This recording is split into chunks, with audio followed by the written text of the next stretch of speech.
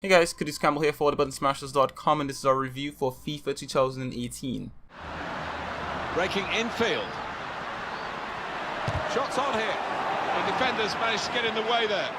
Ronaldo! Goal! They lead by 2 now. Took the chance nicely, and that really has given them much more of a basis for the rest of this match.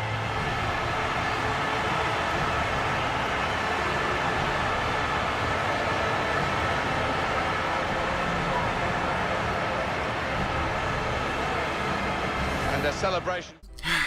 Okay guys, I know this has been a long time coming. I know we've already written the written review for this game already, and it's been a while since we've done it, and like about a week I think, and we're now getting to the video review, and there are reasons. The reasons are I've just been really busy, but that's not an excuse. I should have maybe had enough time to do it. I just haven't felt like doing it. I've been exhausted. That being said, let's just jump into this review. This year with FIFA 18, it's all about the presentation. Pretty much, this game is presentation 101. EA have upped their license and domination of the virtual footy scene, and this time around it's almost double what it was last year, and it shows. This results in a whole package that looks so much closer to the real game because of all the bells and whistles. Simple things like the sound of players shaking hands as they line up before a game, to the sound and look of celebrations add that little edge that its competitor lacks. Simply put, it all looks authentic and polished. The first time I heard Cristiano scream, I was like, wait a minute, did he just howl? And in that moment, I couldn't hold back my excitement. I was ready to give this game all my attention as I've done with its predecessors before it. Now mind you, I watch La Liga every week and watch the Prem on occasion and follow the Champions League religiously. Oh, and I'm a huge fan of Los Blancos, Hala Madrid. So you can just imagine my glee when I saw Zizou on the sidelines or the La Liga Santander Tele presentation on the screen. Sadly, however, excluding the awesome beIN Sports USA commentary. Olofeu. Messi at midfield. Paulinho bursting along. Good ball. The Brazilian back to Messi. Magic. Into the box, Messi. Brilliant. Through the legs and into the neck for the hat trick. Paulinho puts the paint on the palette and Messi the goal on the board. Beautiful football from one end of the field to the other. Lionel Messi gets his hat trick, and he says, for the first time I've seen it, Argentina man kissing a Brazilian. It's a wonderful thing, and they absolutely stretched out like spandex on Fort Lauderdale Beach. I will admit, I was almost brought to tears, but, man card. I couldn't let my emotions show. I had to just power through the fields. As I continued, I noticed the polish extended to the stands and the transitions even more this year. Fans look much better. Gone are the millions of John Smiths. And now, we have more realistic looking folks watching the virtual game. And before we continue, can we get another Hala Madrid for the La Liga Santander presentation? Other La Liga teams can, quote your other lines for your other teams and all that kind of blabbly bleeps, but Hala Madrid. In essence, when it comes to presentation and the sound of the game, no one does it better than the team at EA Sports. So, it's with a heavy heart that I have to ask this question. Who is this guy? Who is he? He's not a Real Madrid player, certainly not Casemiro. I don't even know who this other bloke is. EA may have presentation in most places, but they drop the ball in others like this, and it puzzles me. If you have the La Liga license, you have Ronaldo on the cover, you took the time to put their team in the journey as part of the plot. How? How is it that you got so many players on the team wrong? That's not Asensio, that's not Vasquez, and who the frack is this? Look, if they're not going to take my team, the winners of La Liga, Champions League, Club World Cup, seriously, I have to wonder, what are the other ways that they cut corners? So, I started searching, but everything off the pitch was special, packed to the brim with content. It's beautiful really. The menus, the modes, the journey. Oh, the journey. I like this mode so much this year, and I know it brought many new players to the beautiful game. It's a mode that's similar to 2K's story modes, but better. Better because I like footy, and in this mode I get to play as a virtual player who's so tangible that he has his own real life Twitter. This year, Alex Hunter meets more players, plays for more teams, and it's possible to make him your own version of himself than it was last year. The smooth animations, the voice acting, it's all so amazing. So amazing until you step onto the pitch and it all falls apart. But I heard things got a little bit scrappy between you two towards the end.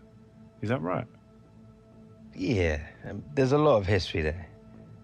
We used to play football in the street together when we were kids, joined our first youth club together, signed for the same professional team. But it's hard. Everything changed. We were 17, just left home. Suddenly your whole life gets turned upside down, and you gotta work out pretty quickly who you can trust and who you can't. In the end, I guess everyone reacts to pressure differently. Look, I think Gaz and I put a lot of stuff behind us after the FA Cup final. Maybe we both grew up a bit. But don't get me wrong, there's still a healthy rivalry there. Even when we were kids, we used to try and constantly outscore each other. Listen, so who would usually win then? During my first few hours of the game, I played a bit of every mode. Kickoff, Ultimate Team, Career Mode, and some multiplayer. Tournaments don't count because that's just for when the mates come over. But anywho, my main takeaway from the game after a few hours was that it felt more like it's short than ever before. It almost feels too difficult to defend. In a way, it feels like my players are always a few steps away from the ball, but never able to quite reach it. And for those questioning my footy credentials, I play the game every year, make it all the way to about Division 1 or 2 in Ultimate Team, and I usually play in World Class or Legendary. I'm not the best player by a landslide, but I'd back myself in a 50-50. This year, however, I'd back the opposition every time. I even had to play the whole journey on semi-pro just to get through the story. As for the controls, they're mostly the same. X to lob, B to shoot, A to pass, and Y to perform a true ball. The rest are other controls for like your modifiers and stuff like that. But what's different is that everything seems to take a tad bit longer to perform. When I play a true pass up the pitch, you gotta charge it a tad bit longer than before. Wanna hold a bloke off the ball, you gotta fight with the sticks more than ever. In a way, it feels like the game is always playing against you while you play, and what this evidently becomes is a game whereby the player is not just playing against their opponent, but also playing against the game itself. The simplest way to put it is that the game feels like a chore. Everything outside of the menus and presentations feels worse than it's ever felt before. And if you doubt me, just go play a moment of last year's game, or better yet, play PES 2018's demo. FIFA 18 does have a lot of good things going for it, including the huge changes to career, like the negotiations with players to add even more immersion to the experience, and the quick sub system that allows players to make subs without having to pause the game. But again, these additions are foreshadowed by the shortcomings of other aspects of the game, especially the on-the-pitch gameplay. Ultimate Team sees a few changes like the community challenges, but it's primarily unchanged from last year, so if you liked it then, you're gonna like it now. As for me, I managed to get through a few crap pack openings till I started thinking about my clubs. We're anticipating eagerly, I think, Alan, from the Bundesliga. Yeah, I'm looking forward to this one. Well, we've got Dortmund here against Bayern Munich, of course, memories of Wembley, very, very close. Bayern finally got their hands on the trophy ahead of Dortmund. But it was a great advert for European football, German football in particular. Yeah, fantastic occasion that. But Bayern obviously can spend more, can pay more to their players, so it's always difficult to keep tabs. So, with all that I've had to say so far about FIFA 18, here's my final verdict. FIFA 18 focuses so much on what happens around the beautiful game that it almost forgets about the game altogether. When a game starts feeling more like it's short and an experience that you want every waking moment of every day, then that's the point when you have to take a moment, reevaluate what's going on, and make some changes to fix what's wrong. The good thing for EA is that the ideal for the game is just a patch away. Fix the defending, fix the pace, and for God's sake, fix the faces of my damn team! Hope you guys enjoyed our review for FIFA 18. If you enjoyed this review, make sure to leave a like and leave a comment in the comment section below to let us know what you think about the game. And if you'd like to see more content like this from us, make sure to subscribe to this channel.